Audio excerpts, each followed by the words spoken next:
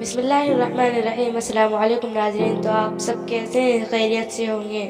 तो आज हम आपको एक दिलचस्प वाक़या सुनाने जा रहे हैं। अगर आपने हमारे यूट्यूब चैनल को सब्सक्राइब नहीं किया है तो कर लीजिए।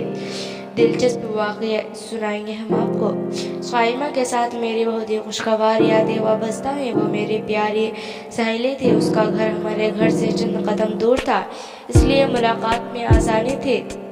उसके माँ को हम आंटी शीरी कहा करते थे। वो वाकई बेहद शीरी गुफ्तगार थी। मुझसे बेटी जैसा प्यार करती थी। मैं भी उनका अदब माँ समझ कर करती, क्योंकि मेरी माँ बचपन ही में फौत हो चुकी थी। मैं उनके प्यार में ममता की मिठास ढूंढा करती थी। तभी उस घराने से मुझे दिली लगाव था। साइमा एक अच्छी लड़की थी, सभी उससे प्यार करते थे। उसके वालिद की नौकरी नज़दीकी गांव में थी। वो कभी कभार शहर का चक्कर लगाते थे।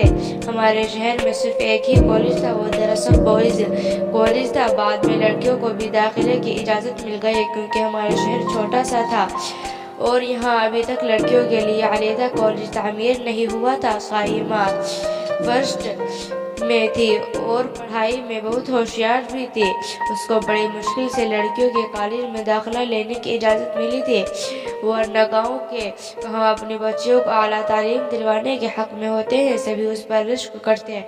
उसकी हम जोलियाँ उसे खुशनसीब कहती, क्योंकि वह खुद मेट्रिक के बाद कॉलेज जाने की हसरत लेकर घर बैठ गई थी, जिसमें उसकी अपनी बेटी बड़ी बहन तमरीन भी थी, जो सिर्फ मेढक के सुखी थी। आगे पढ़ने की इजाज़त न मिली। उसकी मंगनी हो चुकी थी और जल्द शादी होने वाली थी। तमरीन बहुत खूबसूरत थी। तभी आना पाना रिश्ता और अब चंद दिनों बाद शादी थी। तैयारियां जोरों शोर से जारी थी। साइमा भी बहन की शादी के सिलसिला काफ़ी मसरूफ़ थी। 2 दिन रह गए तो वह हमारे घर से शादी का कार्ड देने आई। आंटी शेरी साथ आई थी। कहने लगी कि हम तुम्हें लेने आए हैं। मेरी सौतेली अम्मी थी, उनसे पूछा गया हम बशरे को ले जाएं, क्योंकि ये शादी के कामों में हाथ बटाएगी। अम्मी ने इनकार नहीं किया। यूं मैं 2 दिन की छुट्टी कर उनके घर चली गई। कभी भी मालूमी से बात किसी बड़े सांचे का सबब बन जाती और जिंदगी का काया पलट जाती है। उस दिन काफ़ी मेहमान आए हुए थे, क्योंकि शाम को बारात आने वाली थी। हम सब काम में मसरूफ़ से सर खुजाने की फुर्सत न थी। अगले रोज़ वक्त मुकर्रर पर बारात आ गई और हम लड़कियां बारातियों को देखने छत पर पहुंच गई। मैं भी शौक दीदार में गई। बारात में आए एक लड़के पर नज़र ठहर गई। ये खूबरू नौजवान था और उसका नाम बदरे मनीर था। साहिबा का कज़न था। वो आगे आगे था। मेरे निगाहें बार बार उसकी तरफ उठती थी। उसने भी इस बात को महसूस कर लिया और अब वक्फे वक्फे से उसकी नज़रें भी मुझे तलाश करने लगी। ऐसा अक्सर शादियों में होता है कि आपके दिल को कोरे कागज़ पर किसी की तस्वीर अचानक बन जाती है। घर आई तो दिल अजीब एहसासात से भरा था। यार रह रह कर मुनीर की सूरत निगाहों में फिरती थी। उसका ख्याल आता रहता था। सोचती थी काश एक बार और कहीं उसको देख पाऊँ तो सजदे शुक्र बजा लाऊं। खुदा ने दुआ सुन ली। कॉलेज आई तो वो नजर आ गया। वो उसी कॉलेज में पढ़ता था, लेकिन कभी मैंने उस पर ध्यान नहीं दिया था। अचानक देखा तो दिल खुशी से धड़कना ही भूल गया। वो मुझे देख चुका था और अब मेरी तरफ ही आ रहा था। अभी हाँ, उसने सवाल किया। मैं फर्स्ट ईयर में हूँ और मैं यहाँ इंटर में पढ़ता हूँ। यहाँ कभी देखा तो नहीं, बस इत्तेफाक देखा होगा भी तो ध्यान नहीं दिया होगा। चले अब तो नहीं बोलेंगी। बेख्तियार उसका मुंह से निकला तो मेरे लबों से भी बेख्तियार ये कलिमात निकल गए। कभी नहीं। उस दिन के बाद हम दोनों रोज मिलने लगे। जब फिर में होता और मुनीर कैंटीन में इकट्ठे कुछ खाते पीते और बातें करते। वक्त गुजरने के साथ साथ हमारी दोस्ती पक्की हो गई। वक्त के साथ तेजी से गुजरता चला जाता है, पता ही नहीं चलता। थर डायरी और वो फौरन ठहर में पहुंच गया। हमारी जुदाई में 1 साल से भी कम अरसा रह गया था, क्योंकि मुनीर कॉलेज छोड़ते ही ये दिन शुरू हो जाने थे। जुदाई के मौसम आने से पहले हम कुछ ऐसा कदम उठाना था कि हम एक हो जाएं, लेकिन उसके लिए घर वालों की रजामंदी ज़रूरी थी। मेरी तो मामी सौतेली के घर वालों को पसंद से आगाह करना गोया अपने पैरों पर कुल्हाड़ी मार लेने के मुतरादाफ था। होता ये कि अम्मी अब्बू मेरा कॉलेज जाना बंद करा देते, मैं ग्रेजुएशन से महरूम हो जाती। तभी फूक फूक कर कदम रख रही थी, मुबादले देने न पड़ जाते। ताहम मेरी शदीद ख्वाहिश थी कि मुनीर मेरा जीवन साथी बने। उसका भी यही अरमान था, बल्कि वो तो यहाँ तक कहा करता था, अगर तुमसे शादी न हो सकी तो यकीन जानूं कि मैं कुछ खाकर मर जाऊंगा, क्योंकि मैं तुम्हारी जुदाई का सदमा हरगिज बर्दाश्त नहीं कर सकता। कॉलेज से आकर सबसे पहले उसे फोन करती, कपड़े बदलती और खाना खाती थी। रात को भी घंटों हम फोन पर बातें करते थे, हमारा दिल बातें करने से भरता ही नहीं था। इन दिनों जबकि मेरे थाई डायरी के पर्चे हो रहे थे, अबू के एक रिश्तेदार गांव से आए, मुझे देखा तो अपने बेटे के लिए पसंद कर लिया और रिश्ते की बात की। अब्बू ने हाँ कर दी और मंगनी की तारीख भी दे दी। जब ये बात मुझे पता चली तो मेरे पैरों तले से जमीन निकल गई। मैं बहुत परेशान हुई, नाश्ता भी न किया और कॉलेज आते ही मुनीर को ढूंढने लगी ताकि अपनी परेशानी से आगाह करूं। दोपहर मुश्किल पड़े, तीसरा पीरियड खाली था, उसका भी खाली होता था, लिहाजा हम कैंटीन में आ गए। मेरे चेहरे पर नजर पड़ते ही पहला सवाल उसने ये किया कि बशरी क्या बात है, तुम क्यों उदास हो? बात मेरे मुंह से निकल रही थी। बड़ी मुश्किल से बताया कि अगले माह मंगनी होने वाली है, वालिद साहब ने रिश्ता तय कर दिया है, तुम कुछ करो। वो भी परेशान हो गया, कहने लगा अगर तुम कहती हो तो अपने वालिदैन को तुम्हारे घर भेज देता हूँ, वो रिश्ता तलब करने आ जाएंगे। जैसे भी हो मैं उनको राजी कर लूँगा, मुझे यकीन है कि वो बेमुराद वापस होंगे। अब्बू किसी सूरत नहीं मानेंगे, उन्होंने अपने जिस रिश्तेदार को जुबान दे दी है वो उनके बचपन के दोस्त भी हैं, लिहाजा वालिद साहब नहीं मानेंगे। अम्मी हुई तो शायद मेरी जज्बात का एहसास करके अब्बू से मनवा लेते, लेकिन वो भी मेरा साथ नहीं देंगे। तो फिर तुम ये बताओ कि आगे क्या सूरत बाकी रह जाती, तुम क्या सोचती हो? उसने पूछा। अगर तुम वालिदैन के पसंद को कबूल करती हो तो मैं हमेशा के लिए तुम्हारे रहते से हट जाऊंगा, फिर कभी मैं तुम्हारी राह में नहीं आऊंगा। मैं तो मर जाऊंगी, लेकिन तुम्हारे सिवा किसी और की दुल्हन बनना कबूल नहीं है, मैंने रोते हुए कतियात से कहा। फिर तो एक ही रास्ता है कि हम किसी बड़े शहर जाकर कोर्ट मैरिज कर लें और तुम घर को खैर बात कह दो। अगर ऐसा कर सकती हो तो मैं जिंदगी के आखिरी सांसों तक तुम्हारा साथ निभाने को तैयार हूँ। ठीक है, मैं तुम्हारा साथ दूंगी, तुम जब कहो कि मैं घर छोड़कर तुम्हारे साथ निकल जाऊंगी, लेकिन जल्द ऐसा करना होगा क्योंकि मंगनी की रस्म से पहले ही मैं तुम्हारी हो जाना चाहती हूँ और किसी और के नाम की अंगूठी अपनी उंगली में नहीं पहनना चाहती। अभी इस तरह सोच लो, क्योंकि मुझे जब भी कहोगी तुमको ले चलूंगा। मेरा घर छोड़ने का मसला इतना गंभीर नहीं है जितना कि तुम्हारा है। सोच लिया किसी के साथ सिसक कर जीने से बेहतर है तुम्हारे साथ खुशियों भरी जिंदगी गुजारूं। ये मेरा हक है क्योंकि मेरी सांसें, मेरा बदन, मेरी जिंदगी मेरी अपनी है।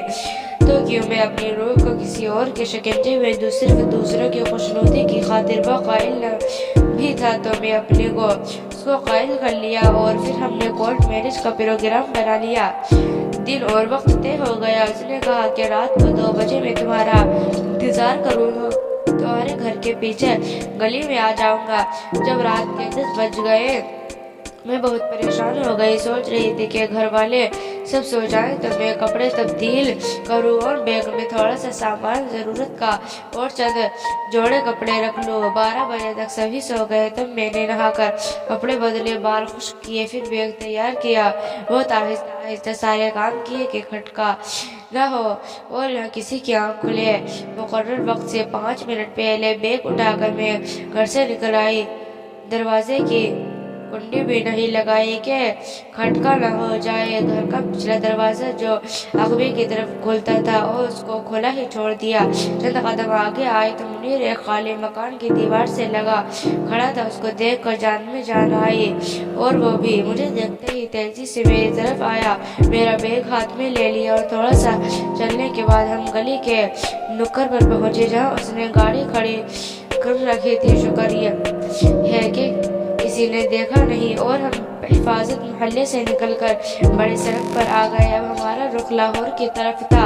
रात भर सफर के बाद सुबह 10 बजे के करीब हम लाहौर पहुंच गए। काफी थकन हो रही थी, लिहाजा मुनीर ने गाड़ी एक होटल पर खड़ी कर दी और हमने होटल में कमरा किराए पर ले लिया था ताकि कुछ आराम कर ले। मुनीर ने अपना शाही कार्ड जमा करा दिया था। हमें होटल में किराए का कमरा मिल गया। थके हुए और कुछ खौफजदा भी थे।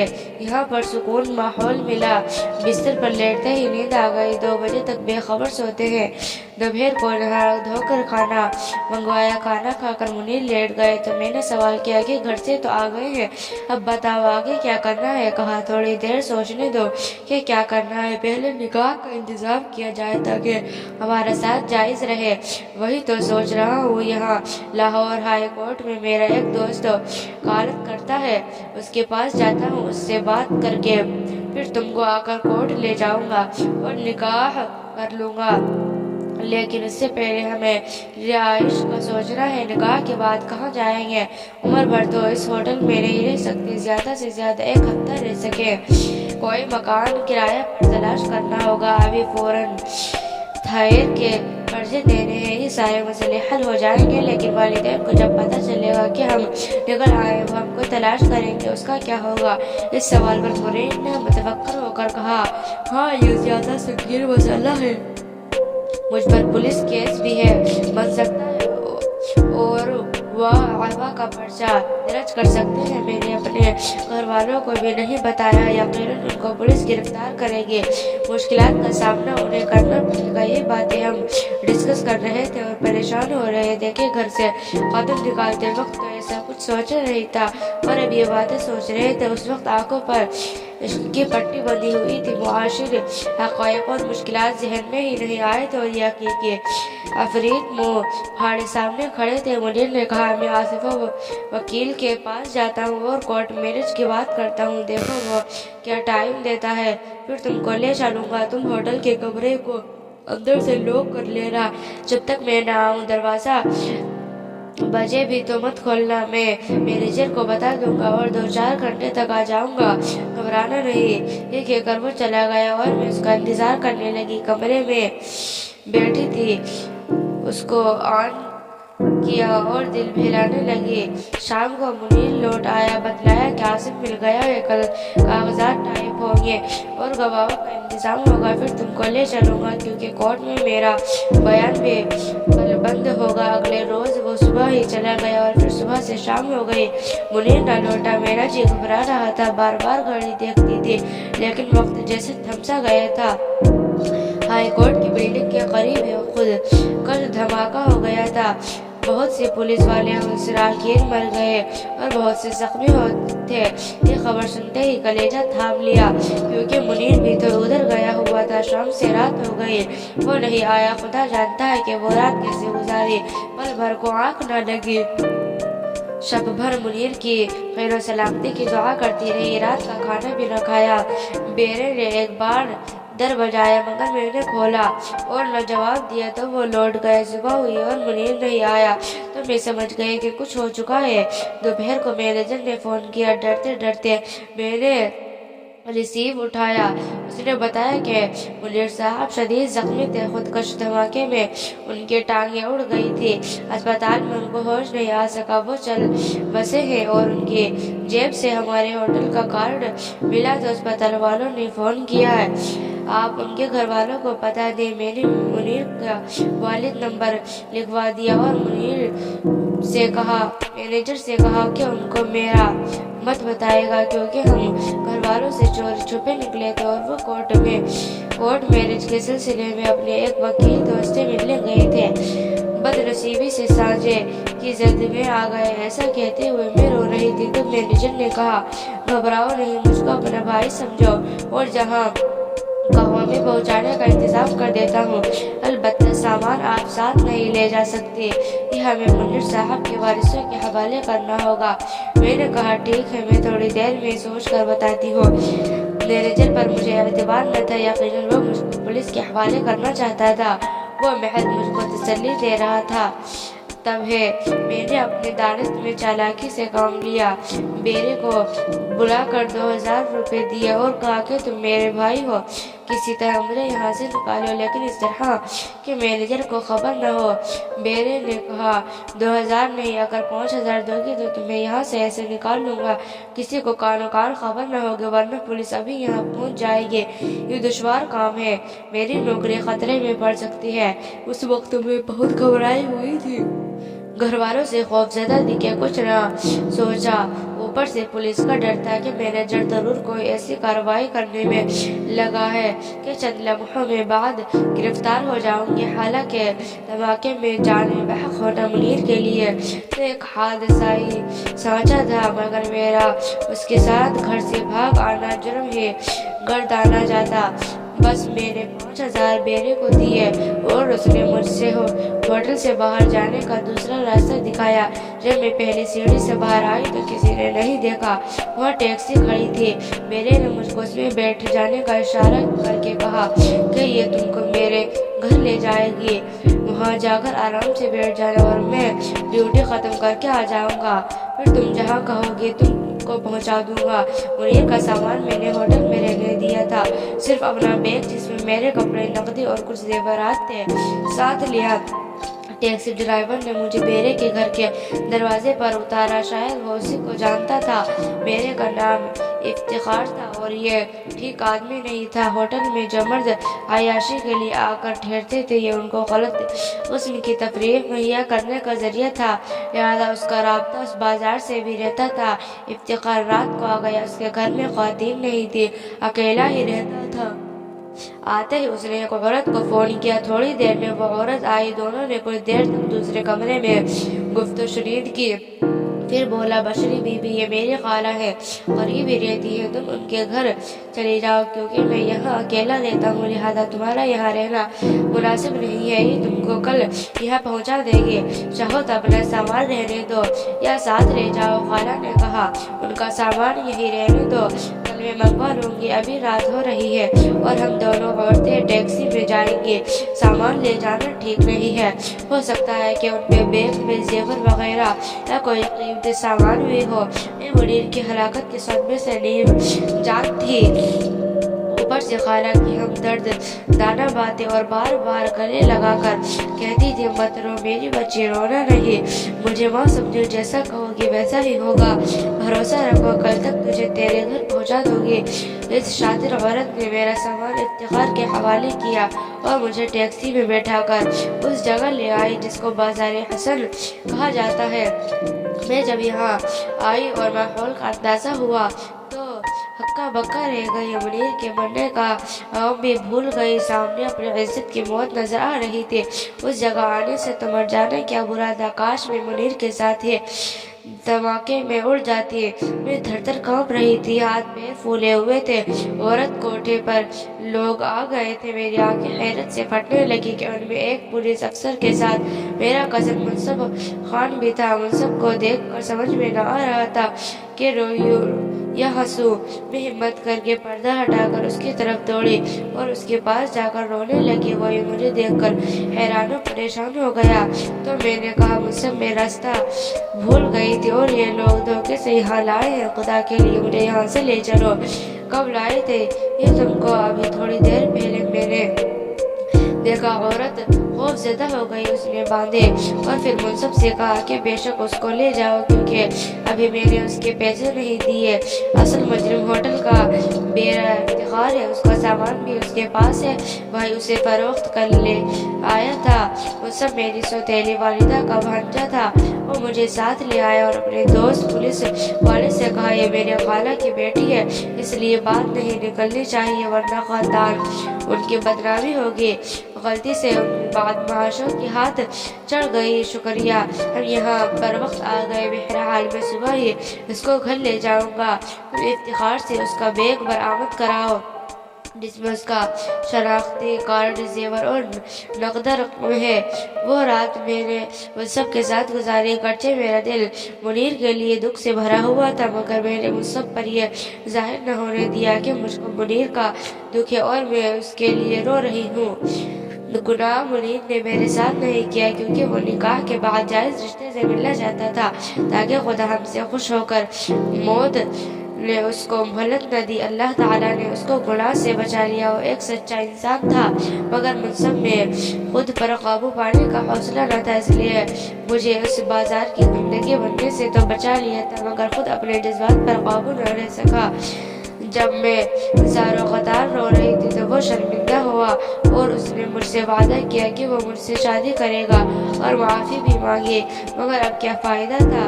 لوٹ لینے کے بعد کوئی معافی مانگے تو دار ہی رہتا ہے۔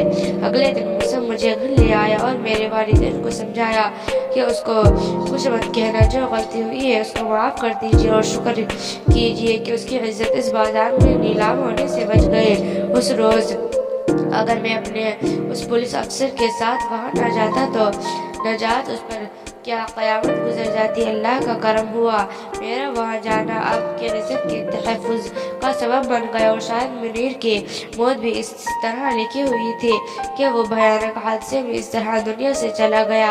یہ حقیقت تو بہرحال سب کو پتہ چل چکی تھی کہ میں منیر کے ساتھ بھاگی تھی، مگر موت اس کو لے جا چکی تھی، لہٰذا کوئی اس کا کچھ نہیں بگاڑ سکا۔ منصب کے سمجھانے پر امی ابو خاموش ہو گئے، اگرچہ مجھ سے ناراض بہت تھے اور بات بھی نہ کرتے تھے، مگر مار پیٹ سے کام نہیں لیا کہ اس میں ان کی بدنامی تھی۔ پھر منصب نے ابو کو یقین دلا دیا تھا کہ فکر مت کریں، میں آپ کی بیٹی سے شادی کروں گا، اب کوئی اس سے بدسلوکی نہ کرے اور نہ گھر سے بھاگنے کا طعنہ دے۔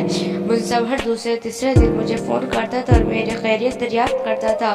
کبھی کبھی میں فون بھی کرتی کہ میری زندگی اب وہ ایک ہی تھا۔ ایک روز اس کا فون نہ آیا اور میں نے بھی فون نہیں کیا تو اگلے دن اس نے فون کر کے کہا کہ بشری رات تم نے بھی فون نہیں کیا کیوں؟ میں انتظار کرتا رہا، مہمان آئے ہوئے تھے جس کی وجہ سے میں فون کرنا مناسب نہیں سمجھا۔ میں نے بہانہ کیا، تم کو پتا ہے جس رات میں تم سے بات نہیں کرتا اس شب یہ کالی نیند گزرنے کا نام نہیں لیتی، اور تم کہ بس بات نہیں سمجھتی۔ میں سمجھتی ہوں مگر مجبوری ہے۔ اچھا میں تمہارے شہر آ رہا ہوں صرف تم کو دیکھنے، چھپ نہ جانا، سامنے ضرور آنا۔ اچھا کہہ کر میں نے فون بند کر دیا۔ دل گھبرانے لگا، بے شک ان سب کو مجھ سے پیار ہو گیا تھا، مگر میں جانتی تھی کہ اس کی منگنی اس کے ماموں کی بیٹی آسیہ سے ہو چکی ہے اور مجھ سے شادی کرنے کے لیے اس کو اس رشتے سے بغاوت کرنی پڑے گی جو میری امی ابو کو کسی صورت گوارا نہ تھا۔ منصب گھر آتا تو بھی امی ابی سامنے ہم بات نہ کرتے کہ اماں اپنے بھانجے کا مجھ سے گھلنا ملنا سخت ناپسند کرتی۔ تاہم فون پر اس نے کہا کہ صرف تم سے ملنے آ رہا ہوں۔ وہ یہاں اپنے گھر والوں سے ملنے آ رہا تھا، پھر اس نے مجھ سے ملنا آنا تھا، مگر گھر پر بات نہیں ہو سکتی تھی، لہٰذا اس نے یہاں آ کر فون کیا کہ پھر تم فرح کے گھر آ جاؤ، وہاں بات کر لیتے ہیں۔ فرح اس کے چچا کی بیٹی تھی اور ان کا گھر قریب ہی تھا۔ مجبوراً میں نے امی سے کہا کہ فرح بیمار ہے، کیا میں پوچھنے چلی جاؤں؟ وہ بولی ہرگز نہیں، شام ہونے والی ہے، یہ کون سا وقت ہے فرح کے یہاں جانے کا؟ تمہارے ابا ناراض ہوں گے۔ میری بہن نے طرفداری کی، امی جانے دو نا، بھیا چھوڑ آئے گا۔ ہرگز نہیں، آج کل جوان لڑکی کو بھیجنے کا زمانہ نہیں، لوگ پہلے ہی کیا کم باتیں بناتے ہیں۔ اتنے میں فرح کے گھر سے اس کا چھوٹا بھائی آ گیا کہ فرح باجی کو اسپتال لے جا رہے ہیں۔ تب امی کا دل پسیجا، بولی تم لوگ گھر پر رہو، میں خود جاتی ہوں وہاں۔ اس طرح وہ فرح کے گھر چلی گئی۔ ان کے جانے کی دیر تھی تو منصب گھر آ گیا۔ دراصل اس نے فرح کے بھائی کو بھیجا تھا، امی گھر پر نہ تھی، اب ہم بات کر سکتے تھے۔ تب اس نے کہا بشری تم ماں کو راضی کر لو، کیونکہ تمہیں پتا ہے کہ میری ماں آسیہ کے علاوہ کسی کو بہو نہ بنائیں گی، وہ ضد کی پکی ہے، یہ ناممکن ہے۔ تمہاری خالہ میری سگی ماں نہیں ہے، تم جانتے ہو تم ان کو راضی کر سکتے ہو تو کوشش کر کے دیکھو۔ میں ان کے سامنے زبان نہیں کھول سکتی۔ اچھا بتاؤ، اگر ہماری شادی پر کوئی راضی نہ ہوا تو کیا تم مجھ سے کورٹ میرج کر لو گے؟ اس کی بات سن کر مجھ کو ٹھنڈا پسینہ آ گیا۔ کیا کہہ رہے ہو منصب؟ ایک بار پہلے ہی میں اس راہ سے گزر چکی ہوں، راستہ بھول چکی ہوں، تم نہ ملتے تو تباہی میرا مقدر تھی، لیکن اس سے تم خود اپنے اور میرے گھر والوں سے بات کرو گے، منصب میں کسی سے کچھ نہیں کہوں گی، کوشش تو کرو۔ اس نے کہا آگے مقدر کی بات ہے، لیکن کوشش کرنے میں حرج ہی کیا ہے، یہ ناممکن ہے۔ ہاں اگر تم میرے والد صاحب کو राजी कर लो, तब शायद ये मुमकिन हो जाए। मुंसब ने घर जाकर अपनी वालिदा से बात की। उसके माँ ने मेरी माँ से कहा, अम्मी ने उस वक्त मुझ पर गुस्सा उतारना शुरू कर दिया। क्या तुझे ऐसी उनके लिए परवान चढ़ा था? अब जो तेरी खाला कह रही थी मुझे तो सुनकर शर्म आ रही थी। तुम मर क्यों न गई बेहया? पहले एक के साथ भागी, अब दूसरे के साथ दोस्ती कर ली है। मुंसब मेरा फोन है, क्या वो धोखा चाटेगा? तुमने डोरे डाले भी तो किस पर? मेरे भाई की बेटी आसिया के हक पर डाका डालने जा रही है। बेगैरत, तो उन्हें हमें डस लिया है, हम तो बर्बाद हो गए हैं। अगले दिन खाला आ गई, बोली, मेरा बेटा कह रहा है कि बशरी के सिवा किसी से शादी न करेगा, जान दे देगा। किसी बेहया है तुम्हारी लड़की कि मेरा बेटा अपने मुंह से नाम ले रहा है। मैं रोने लगी। अम्मी उनकी बातें मत सुने, उनका बेटा खुद मेरे पास आया था, मैं नहीं गई थी उनके बेटे के पास। बकवास बंद करके बेहया को शर्म कर।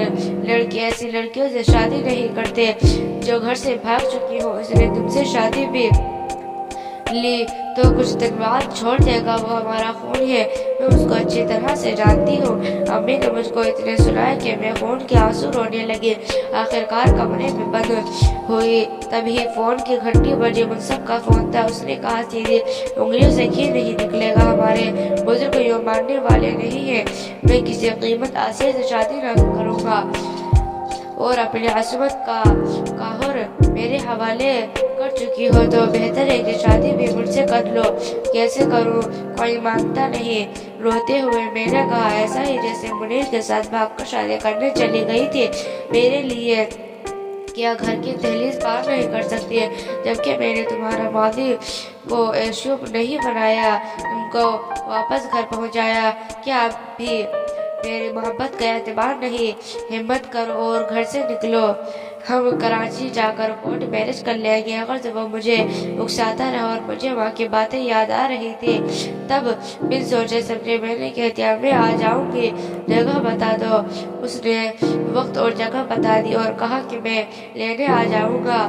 घबराना नहीं, आसिया ने छुटकारा पाने का बस यही एक तरीका है। मेरे दिल में भी सौतेली माँ की खिलाफत इंतकाम की आग भड़क रही थी, क्योंकि उन्होंने मुझे बहुत सताया और रुलाया था, बहुत गंदी गंदी गालियों से नवाजा था, बेइज्जती और अहानत करने में कोई कसर न छोड़ी थी। रात को मैं निकल गई, घर से ज़मीर मुलामत करता रहा। सारा दिन यही सोचते जाते थे कि जो मैं कर रही हूँ ठीक है। जब गाड़ी कराची के स्टेशन पर रुकी, मैंने इधर उधर देखा, मुझसे मुझे कहीं दिखाई न दिया। 2 घंटे में प्लेटफार्म पर खड़े उसकी राह तकती रही, उधर इधर टहलती रही। 2 नौजवान काफी देर से मुझे देख रहे थे। मेरे करीब आ गए और आंख मारकर बोले, हमारे साथ चलोगी? मैं घबरा गई, पसीने पसीने हो गई, दबके कहां लगाने लगे कि यार वो नहीं आया जिसके लिए ये भाग कर आई है, ऐसा ही लगता है। दूसरे ने कहा, तो चलेगी हमारे साथ? हाँ। उनके कहे मेरे पीछा करने लगे। शाम होने वाली थी और लोग अजीब अजीब नजरों से मेरी तरफ देख रहे थे। काफी देर हो चुकी थी। मैंने सोचा शायद अब वो नहीं आएगा। जमाने की तो आदत है धोखा देने की, फिर भी दिल यही कहता था नहीं, वो ऐसा नहीं है। अब मैं सोच रही थी, अगर मुझसे नहीं आया तो मुझे वापस जाना पड़ेगा, मगर मैं किस मुंह से घर वालों का सामना करूंगी? खास तौर पर अपने वालिद को क्या मुंह दिखाऊंगी कि जिन्होंने पहली गलती पर मुझे माफ कर दिया था। हालांकि उनकी इज्जत नीलाम होते होते रह गई थी। अभी ये सोच ही रही कि रकम में कदमों की आहट हुई। डरते डरते मुड़कर देखा तो मेरे सांस रुक गए। मुंसब था मगर साथ अब्बू भी थे। अब्बू को देखकर जान निकल गए। अब अब्बू और मुंसब आगे आगे आते और मैं एक मुर्दा लाश की तरह उनके पीछे पीछे चल रही थी। आखिर हम एक होटल में आ गए। मुझे वहाँ छोड़कर अब्बू और मुंसब चले गए निकाह का इंतजाम करने के लिए। अगले दिन मेरा निकाह था। अब्बू ने खुद मेरा निकाह मुंसब से कराया और मुझे उसके हवाले करके खुद घर वापस चले गए। उन्होंने घर जाकर अम्मी से कुछ न बताया कि क्या हुआ है। जानते थे कि अम्मी न सिर्फ हंगामा बर्पा कर देंगी बल्कि अब्बू से इस उम्र में तलाक मांग लेंगी कि मैंने उनकी भाभी के होने वाले सरताज को अपने सर पर सजा लिया था। काफी दिन बाद एक रोज दरवाजा बजा, मैंने खोला, सामने भाभी खड़ा था। मुझे धक्का दिया, मैं गिरते गिरते बची। मुसब ने संभाल लिया। भाई चला जा रहा था कि मैं तुझे जिंदा न छोड़ूंगा, तेरी लाश लेकर जाऊंगा। मुसब ने उसको रोकना चाहा, समझाना चाहा, मगर वो न रुका। तो मुसब ने मेरे भाई को बता दिया कि उसका और मेरा बंधन आपके वालिद साहब की रजामंदी से हुआ है, और तस्वीर उसको दिखा दी जिसमें मेरा और मुसब का निकाह हो रहा था, और अब्बू भी इस तस्वीर में मौजूद थे। भाई का गम थम गया। मुसब ने कहा, ये सब तुम्हारे वालिद साहब के मंसूबा से हुआ है, क्योंकि तुम्हारे वालिद किसी सूरत न मानती तो ऐसा करना पड़ा। भाई खामोश होकर लौट गए, लेकिन फिर कभी मेरे दरवाजे पर नहीं आया। इस वाक़े के कुछ अर्सा बाद अब्बू फोत हो गए। अम्मी को असल हकीकत पता चल चुकी थी। मैं जब रोज उनका इंतजार करती हूँ, लेकिन वो नहीं आती। शायद उन्होंने मेरी सूरत न देखने की कसम खा ली है। तो नाज़रीन किराम, आज की हमारी ये कहानी आपको कैसी लगी कमेंट करके ज़रूर बताना। ऐसी ही दिलचस्प कहानी देखने के लिए हमारे चैनल को सब्सक्राइब करें, लाइक शेयर ज़रूर करना। अस्सलाम वालेकुम नाज़रीन।